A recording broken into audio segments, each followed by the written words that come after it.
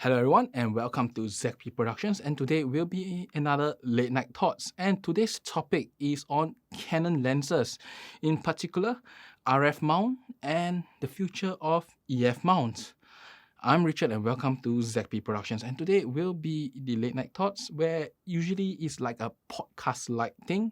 There won't be fancy graphics or maybe any fancy materials. Mainly it will be just me sharing my thoughts on what may happen in the future, in my opinion only, of course. You can of course discuss whatever you want in the comments below. Now, today's topic is on Canon lenses, specifically the RF and the EF mount. Now, Canon is obviously slowly moving towards the RF mount. It's very obvious there was no new EF lenses that were launched recently, and there are many more RF lenses and even RF cameras such as the R5, the R6, and if you ask me, the most iconic one, or should I say the most significant one to me, is actually the C70.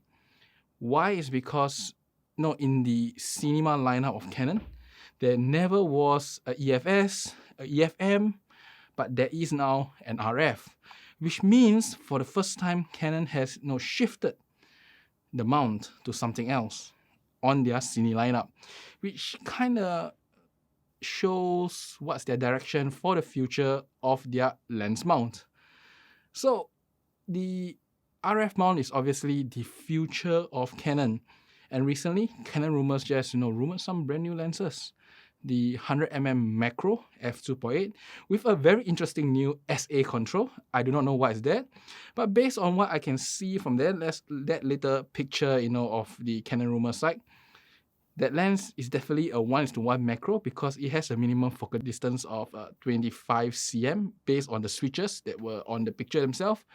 And if you calculate that, that should convert to a 1:1 macro itself. What is the SA control for? Nobody knows.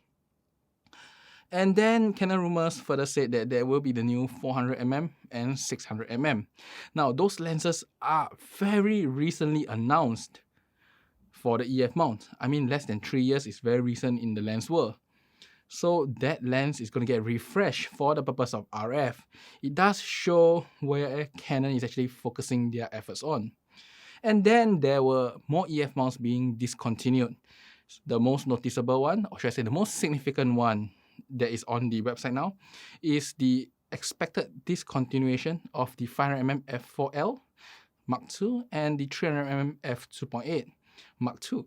Those are the lenses, the newest lenses on their lineup, but they have not been refreshed for almost 10 years. So they are getting old, but Canon has finally discontinued them. And I went through the list that Canon rumors have been tracking, and some of the interesting lenses are such as the 135mm f2. And that lens has always been iconic, and nobody can understand why Canon don't refresh that lens. But now it's finally discontinued. So all this brings about one thought for me, is that Canon is slowly phasing out the EF mount, at least for photography. Now, their cine lineup is probably still EF oriented. The CNE lenses, such as the one used to mount on their cinema cameras, the C100, C200, C500s, and the CNE lenses such as the 1880 that I'm using here. All these cine lenses are still on EF mount, and whether would they shift to RF? Maybe. Because the C70 is showing that what will happen if you shift to RF, because you can have something like the magnifier so that you can get a full frame look on a APS-C sensor. So obviously Canon is slowly shifting away from EF. It is a signal that the C70 is telling that even the C lineups are moving off. So what is there left for the EF mount? I would say as the EF mounts still have a lot of life, and that's because third-party lenses are still there. I don't believe Sigma will be discontinuing their art lenses, so I'm pretty sure that if you are a Canon user, still on the EF mount or still looking to buy cheap lenses on the EF mount, Sigma will still be there for you. So is Tamron, so is Tokina. I don't know, is Tokina even alive now? I'm not too sure. But I'm sure that the third-party makers, unlike Canon, will so readily shift to RF, at least the EF mount will still survive. And not only that, the EF mount has many second-hand lenses.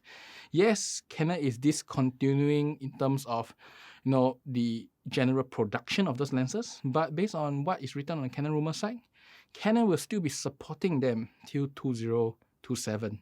That is still many years ahead, and lenses do last quite long. So I think that we still probably can find really good EF lenses still in the market for quite a good time before RF lenses will fully replace the EF mount. But it also got me thinking one thing, is that how hard is it to actually discontinue a mount itself? Canon took many years to move to the EF mount, and now they are doing the same thing, many years to move to the RF mount. In recent years, I think the fastest movement of a mount was the one by Sony when they moved the Minotaur, the OA mount to the new E mount. That was really quick. But if not, most mount movements take years, 10, 20 years to move all their user base from one mount to another. And I can see Canon doing that for the next 10 years to move their users from the EF mount to the RF mount. And you're not just talking about the camera users, you're also talking about people who use their DSLRs, their cine cameras, or even third-party cine camera makers such as Blackmagic, which is also an EF mount, or even some of the Red ones which are also EF mounts. But you notice the latest Red camera, which is the Red Kodomo, is actually RF mount. So even the third-party makers are looking at the future, and RF mount is the future of Canon. At least I think in the next 10 years, if you want nice lenses, you can still purchase EF mount lenses. I mean, lenses are lenses, and unless Canon, there are a few rumored cameras that are 80, 100 megapixels. Yes, those cameras will probably out-resolve all EF lenses. But if you get an EF lens that was produced in the last 10 years, I think it will still probably work. And if you are using the R5 or R6, I think you can benefit plenty from whatever EF lenses there are in the market. So EF lenses obviously ain't going anywhere anytime soon. But that being said, if I was to buy a brand new lens today, I would definitely buy the RF lenses because I do not know when Canon will discontinue even more EF lenses. And once your lens gets discontinued and the RF version comes out, such as the 600mm, if the 600mm really comes out this year, I can imagine the 600mm Mark III users crying blood because that lens is really new. I mean, I think it's launched like 3 years ago or 4 years ago. With the new RF version out this year, for example, I'm pretty sure that lens will plunge 40% of its price easily. That is the historical record whenever, a new version of the lens comes out, especially one for the RF and the R5 and probably, the expected R1. I think RF mount is definitely the future. So if you're going to buy a brand new lens, get the RF mount. But if you are still using any form of camera, cine camera, video cameras, third-party makers with EF mount, I don't think you have to worry because Canon will take a long time to convert to RF. And even after conversion, I'm pretty sure the third-party makers and plenty of second-hand EF lenses will still be in the market for the next 10 to 20 years. And you can definitely enjoy your EF mount till then. The thing is that the EF mount is not slow. A EF lens mounted on the R5 is actually really quick and really accurate. So there's nothing wrong with the EF lenses. It's just shortening of the mount to the RF. So, I mean, if you want a more cheaper lens, the second-hand EF lenses will be there. And if anything, if Canon once officially announces the discontinuation of all EF product, if you are an EF system user, I think you'll be rather happy. I mean, I will be happy because I own a Cine C200 here. Because all EF lenses will start dropping in price even further, and I can probably get them even cheaper. So it's all good for me because for the purpose of shooting 4K videos, for example, EF lenses will still be useful for the next maybe 5 years at least, or maybe even 10 years. Now, of course, we are moving towards 8K, maybe 10K or even 12K, such as the new Blackmagic. Those require better lenses, and if you are looking at such high resolution such as the R5 8K, then maybe you should look into newer systems such as the RF systems, because the newer lenses are truly better. They are truly better. That is something that you must know. Technology moves on. And that's about it for today. I just want to talk about the RF guys, RF lenses, the EF lenses. I mean, the 100mm macro is really interesting.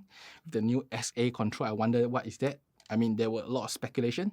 Slider, is it a slider? Is it some sort of a spherical aberration? What can SA actually mean?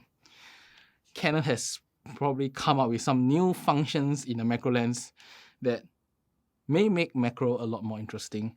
And that may only be possible because of the RF mount. Maybe because of the shortening of the mount, they can finally move more things in the elements, more things in the lens, and therefore give you more capabilities. We do not know. Maybe there is more to the RF mount other than shortening of the lens. Maybe there's more.